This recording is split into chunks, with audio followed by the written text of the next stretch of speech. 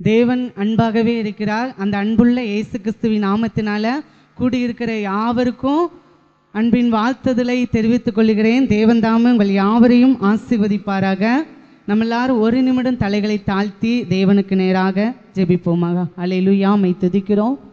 கேட்ட நல்ல சங்கீத பகுதிக்காக மை துதிக்கிறோம் தகப்பனே. இந்த வார்த்தையின் மூலமாக என் தேவ ஆவியானவர் இந்த இடத்திலிருந்து நீங்கள் பேசும்படியாக, இடைபடும்படியாக பரிசுத்த ஆவியானவரை உடைய கரத்தில் ஒப்பு கொடுத்து செபிக்கிறோம்ப்பா. கூட இருந்து கர்த்தர் நடத்துவீராக. எல்லாவற்றிலும் என் தேவனுடைய நாமம் மகிமைப்படட்டும். உடைய பிள்ளைகளுக்கு பிரயோஜனமாக இருக்கத்தக்கதாக கர்த்தர் இடைபடுவீராக. நீ கூட இருந்து பலப்படுத்தும். எங்களை நேசிக்கிற இயேசு கிறிஸ்து மூலமாக ஜெபிக்கிறோம் நல்ல பிதாவே. ஆமென் ஆமென். அல்லேலூயா. இந்த நாளிலும் நம்ம சங்கீதம் 115 வாசித்த பிரகாரமாக அதில் 9வது வசனம் சொல்லுகிறது, இஸ்ரவேலே கர்த்தரை நம்பு. அல்லேலூயா. இஸ்ரவேலே கர்த்தரை நம்பு, அவரே அவர்களுக்கு துணையும் அவர்களுக்கு கேடகமாய் இருக்கிறார். அல்லேலூயா. உங்களுடைய தேவன் உங்களுக்கு கேடகமும் துணையுமாய் இருக்கிறார். 12வது வசனம் சொல்லுது, கர்த்தர் நம்மை நினைத்திருக்கிறார், அவர் ஆசீர்வதிப்பார், இஸ்ரவேல் குடும்பத்தாரை ஆசீர்வதிப்பார், அவர் ஆரோன் குடும்பத்தாரையும் ஆசீர்வதிப்பார் என்று சொல்லப்பட்டிருக்கு. அல்லேலூயா. கர்த்தருக்கு பயப்படுகிற பெரியோரையும் சிறியோரையும் ஆசீர்வதிப்பார். அல்லேலூயா.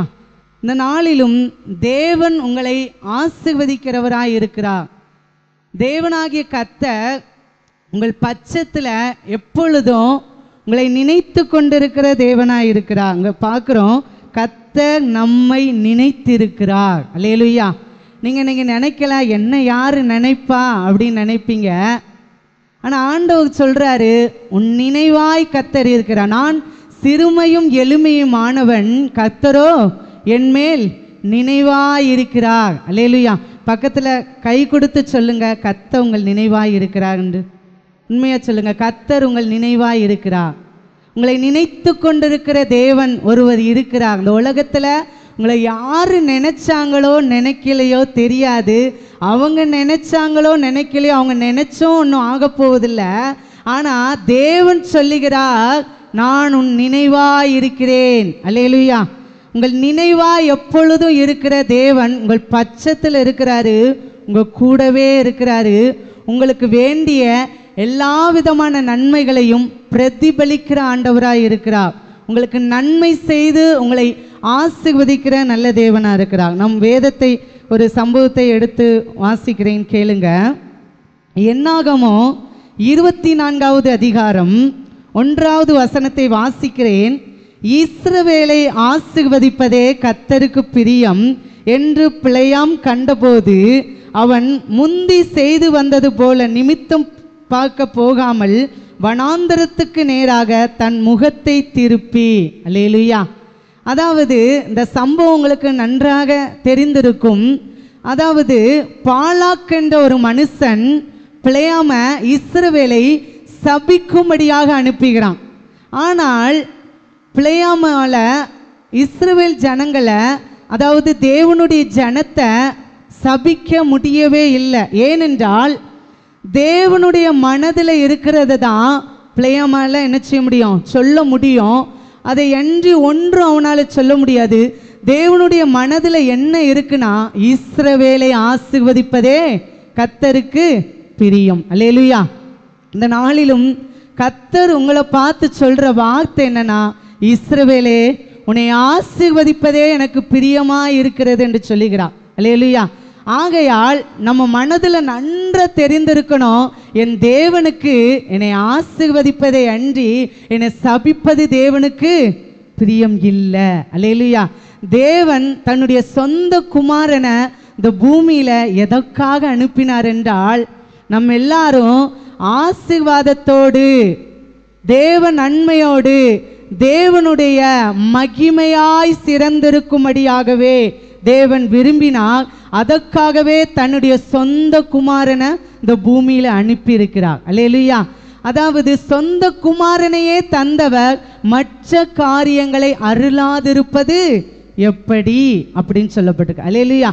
ஆகையால் தேவனுடைய மனதை, தேவனுடைய இருதயத்தை நீங்கள் அறிந்து கொள்ளவர்களாய் இருக்க வேண்டும். பிசாசு உங்க சிந்தையில பலவிதமான சூழ்நிலைகளை வைத்து தேவனனை சபிப்பது போல, என் தேவனனை மறந்து விட்டார் என்பதை போல பல சூழ்நிலைகளை வெளிப்படுத்தி கொண்டிருப்பான். ஆனா நீங்க நம்பி விடாதுங்க. அவனுடைய யோசனைகளை உங்கள் மனதில் வைத்து நீங்க குழம்பி விடாதீர்கள். இஸ்ரவேலை ஆசீர்வதிப்பதே கர்த்தருக்கு பிரியம். அல்லேலூயா. இங்க சம்பவத்தை பார்க்கும்போது 2வது வசனம் சொல்லுது, தன் கண்களை ஏறெடுத்து இஸ்ரவேல் தன் கோத்திரங்களின்படியே பாளையம் இறங்குறதை பார்த்தான். தேவ ஆவி அவன் மேல் வந்து அப்பொழுது அவன் தன் வாக்கியத்தை எடுத்துரைத்து, பேயோரின் குமாரனாகிய பிளேயாம் சொல்லுகிறதாவது, கண் திறக்கப்பட்டவன் உரைக்கிறதாவது. அல்லேலூயா. அதாவது அந்த நேரத்துல தேவ ஆவியானவர் பிளேயான் மேல இறங்கி வந்தார். அந்த நேரத்துல அவனுடைய கண்கள் திறக்கப்பட்டது. அல்லேலூயா.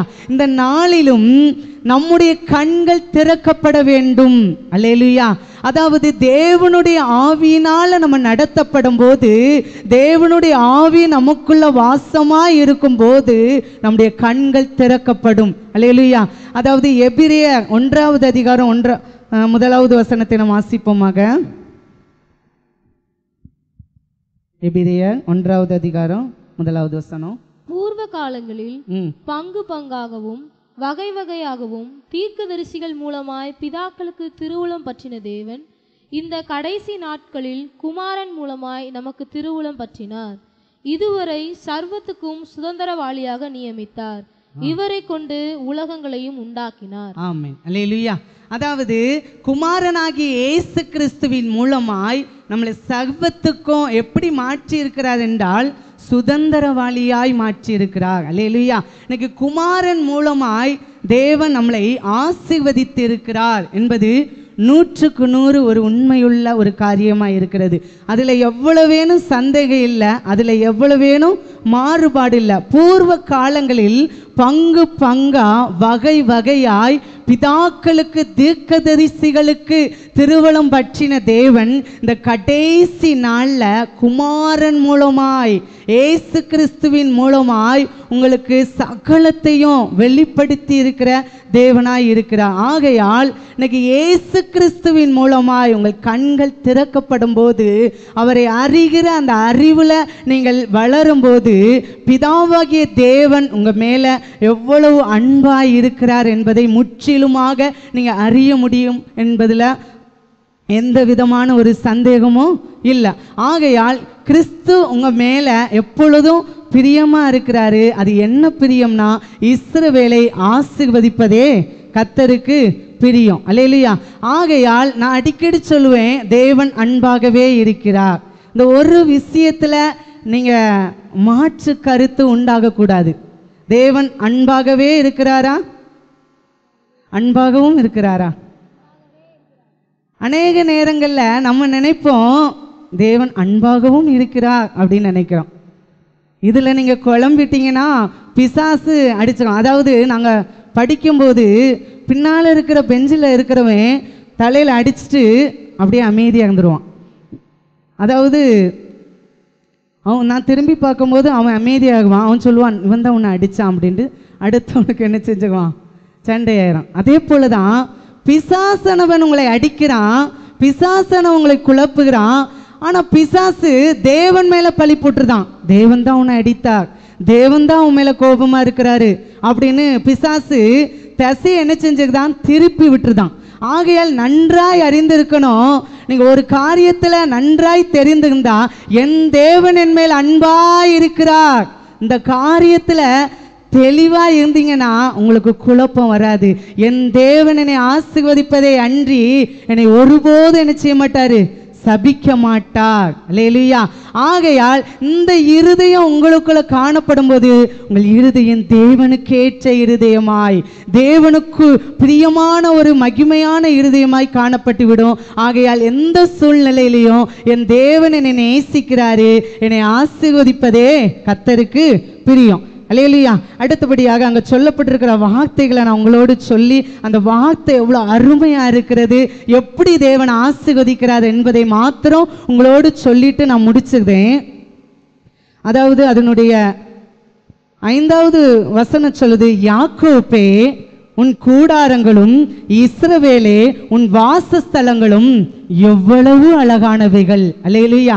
தேவன் உங்களை பார்க்கிற விதங்க, அதாவது பிள்ளையாம் தானாக சொல்லல, தேவனுடைய இருதயத்துல என்ன இருக்கிறது அதை தேவ ஆவியினால பேசுகிற ஒரு மனுஷனாய் காணப்பட்டான். தேவன் உங்களை பார்த்து சொல்ற ஒரு வார்த்தை என்னன்னா, யாக்கோபே இஸ்ரவேலே உன் கூடாரங்களும் உன் வாசஸ்தலங்களும் எவ்வளவு அழகானவைகள். அல்லேலூயா. தேவன் உங்கள் கூடாரத்தையும் உங்க வாசஸ்தலத்தையும் அழகாய் சிருஷ்டிக்கும்படியாக விரும்புகிறார். உங்கள் வீட்டை பார்க்கும்போது, உங்கள் கூடாரத்தை பார்க்கும்போது அழகாயிருக்கும்படியாக அவருடைய மனதில் தேவன் வர்ணித்து கொண்டு இருக்கிறார். அல்லேலூயா. நம்ம ஒரு வீடை கட்டும்போது அந்த வீடு நல்லா இருக்கணும், அழகா இருக்கணும் அப்படின்னு நினைப்போம்ல, அது உங்களை விட தேவன் உங்க மேல அப்படிப்பட்ட ஒரு நன்மையை வைத்து உங்களை ஆசீர்வதிக்க அவர் பிரியமாய் இருக்கிறார். அல்லேலூயா. அடுத்து சொல்லப்பட்டிருக்கிறது, அவைகள் பரவி போகிற ஆறுகளைப் போலவும் நதியோரத்தில் உள்ள தோட்டங்களைப் போலவும் கர்த்தர் நாட்டின சந்தன மரங்களைப் போலவும் தண்ணீர் அருகே உள்ள கேதுரு விருட்சங்களைப் போலவும் இருக்கிறது. அல்லேலூயா. இங்க சொல்லப்பட்டிருக்க வார்த்தையின்படியாக அவைகள் பரவி போகிற ஆறு, நதியோரத்தில் உள்ள தோட்டம், உங்க வீடு உங்க கூடாரம் எப்படி இருக்க தேவன் விரும்புகிறார் என்றால், பரவி போகிற ஆறை போல, நதியோரத்தில் உள்ள மரங்களைப் போல, கர்த்தர் நாட்டின சந்தன மரங்களைப் போலவும் தண்ணீர் அருகே உள்ள கேதுரு விருட்சங்களைப் போலவும் இருக்கிறது என்று சொல்லப்பட்டிருக்கு. அல்லேலூயா. தேவன் எவ்வளவாய் உங்களை நேசிக்கிறாரு, எவ்வளவாய் உங்களை ஆசீர்வதிக்கிறாரு, எவ்வளவாய் உங்கள் மேல் அன்பாய் இருக்கிறார் என்பதை நீங்கள் உணர்ந்து கொள்கிறவர்களாக இருக்கும்போது கர்த்தர் நிச்சயமா உங்களுக்குள்ள மகிமையான காரியங்களை செய்ய எந்த விதத்திலும் தடை இல்லை. அல்லேலூயா. அடுத்தபடியாக சொல்லுகிறது, அவர்களுடைய நீர்ச்சால்களிலிருந்து தண்ணீர் பாயும், அவர்கள் வித்து திரளான தண்ணீர்களில் பரவும். அதாவது நீர்ச்சால்களிலிருந்து தண்ணீர் பாயும். அதை இன்னொரு பைபிளில் நான் படிக்கும்போது, விதைகளுக்கு வேண்டிய தண்ணீர் உண்டாகும். அல்லேலூயா. இந்த நேரத்தில் எல்லாரும் நெல் என்ன செய்வாங்க, விதைக்கிற ஒரு காலமாக இருக்கிறது. ஆண்டவர் இன்னைக்கு இந்த நேரத்தில் உங்களை பார்த்து சொல்றாரு, உங்கள் விதைக்கு ஏற்ற தண்ணீர். அல்லேலூயா. இந்த நேரத்தில் மழை கொஞ்சம் கம்மியாக இருக்கிறனால நான் விதைத்திருக்கிற இந்த விதைக்கு தண்ணீர் போதுமானதாக இருக்குமோ அப்படின்னு நீங்கள் கலக்கத்தோடு கூட இருக்கலாம். ஆனால் ஆண்டவருடைய வார்த்தை சொல்லுது, நீங்கள் விதைத்திருக்கிற விதைக்கு ஏற்ற தண்ணீர், அந்த விதைக்கு போதுமானதுக்கும் அதிகமான தண்ணீரை கொடுக்கிற ஆண்டவராக இருக்கிறார். அது மாத்திரமல்ல, அவர்களுடைய ராஜா ஆகாகை பாக்கிலும் உயருவான், அவர்களுடைய ராஜ்யம் மேன்மை அடையும் என்று சொல்லப்பட்டிருக்கு. அல்லேலூயா. 8வது வசனம் சொல்லுது, தேவன் அவர்களை எகிப்திலிருந்து புறப்பட பண்ணினால் காண்டாமிருகத்துக்கு ஒத்த, அதாவது பலன் அவர்களுக்கு உண்டு. அவர்கள் தங்கள் சத்துருக்களாகிய ஜாதிகளை பட்சித்து அவர்கள் எலும்புகளை நொறுக்கி அவர்களை தங்கள் அம்புகளாலே எய்வார்கள் என்று சொல்லப்பட்டிருக்கு. அல்லேலூயா. தேவன் உங்களை எகிப்திலிருந்து புறப்பட பண்ணின தேவனா இருக்கிறார். அதாவது எகிப்துக்குரிய காரியங்கள் உங்களுக்கு நடப்பது இல்லை. யாக்கோப்புக்கு விரோதமாக மந்திரம் இல்லை, இஸ்ரவேலுக்கு விரோதமாக குறி சொல்லுவதில் இல்லை. இந்த பாலாக் பிள்ளையாம எப்படியாவது அனுப்பி அவனை சபிக்க விட்டுறலாம், சபிச்சிடலாம் அப்படின்னு பார்த்தா, ஆனா முடியல. அல்லேலூயா. வேத வார்த்தை சொல்லுது, உங்களுக்கு விரோதமாய் உருவாக்கப்படும் எந்த ஆயுதமும் வாய்க்காதே போகும். அல்லேலூயா. உங்களுக்கு விரோதமாய் எந்த நியாயத்தில் எழும்பும் எந்த நாவையும் நீ குற்றப்படுத்துவாய். இது தேவனுடைய ஊழியக்காரருடைய சுதந்திரமாய் இருக்கிறது என்று வேத வார்த்தை சொல்கிறது. தேவனுடைய பிள்ளைகளுடைய சுதந்திரமாய் இருக்கிறது. இதுதான் தேவன் இஸ்ரவேலுக்கு கொடுக்கிற மகிமையான ஆசீர்வாதமா இருக்கிறது. தேவன் உங்களை எவ்வளவாய் நேசிக்கிறார், உங்களை எப்படி ஆசீர்வதிக்கிறாரு, உங்க மேல எவ்வளவு அன்பாய் இருக்கிறார் என்பதை நீங்கள் அறிந்து கொள்ளணும். 9வது வசனம், சிங்கம் போலவும் துஷ்ட சிங்கம் போலவும் மடங்கி படுத்து கொண்டு இருக்கிறார்கள், அவர்களை எழுப்புகிறவன் யார்? உங்களை ஆசீர்வதிக்கிறவன் ஆசீர்வதிக்கப்பட்டவன், உங்களை சபிக்கிறவன் சபிக்கப்பட்டவன் என்றார். அல்லேலூயா. அதாவது சிங்கம் போலவும் இளம் சிங்கம் போலும் துஷ்ட சிங்கம் மூலம் படுத்து கொண்டிருப்பான், அவனை எழுப்பத்தக்கவன் யார்? அதாவது உங்களுக்கு விரோதமாக உங்களை சீண்டும்படியாக ஒருவனும் என்ன செய்ய முடியாது, உங்களுக்கு முன்பதாக வர முடியாது. அல்லேலூயா. அடுத்தபடியாக ஆண்டோடைய வார்த்தை சொல்லுது, உங்களை ஆசீர்வதிக்கவே ஆசீர்வதிக்கப்பட்டிருப்பான், உங்களை சபிக்கிறவன் சபிக்கப்பட்டிருப்பான். தேவன் அப்படிப்பட்ட மகிமையான ஆசீர்வாதங்களை உங்களுக்கு நேராக வைத்திருக்கிறார். 12வது வசனம் சொல்லுது, அப்பொழுது பிலேயாம் பாலாக்கை நோக்கி, பாலாக் எனக்கு தன் வீடு நிறைய வெள்ளியும் பொன்னும் கொடுத்தாலும் நான் என் மனதாய் நன்மையாகிலும் தீமையாகிலும் செய்கிறதுக்கு கர்த்தரின் கட்டளையை மீறக்கூடாது, கர்த்தர் சொல்லுவதையே சொல்லுவேன் என்று. அல்லேலூயா. நீ என்னிடத்துக்கு அனுப்பின ஸ்தானாதிபதிகளிடத்தில் நான் சொல்லவில்லையா?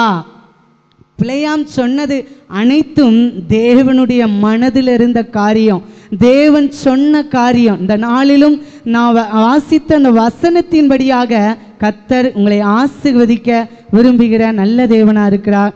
இஸ்ரவேலை ஆசீர்வதிப்பதே கர்த்தருக்கு பிரியம். அல்லேலூயா. இந்த நாளிலும் கர்த்தர் உங்களை ஆசீர்வதிக்கும்படியாக, உங்களை மேன்மைப்படுத்தும்படியாக, உங்களை மகிமைப்படுத்தும்படியாக, உங்களுக்கு மகிமையான காரியங்களை செய்யும்படியாக விரும்புகிறார். கர்த்தர் தாமே இந்த வார்த்தையின் முடிவு உங்களை ஆசீர்வதித்து பெருக பண்ணுவாராக. ஆமென்.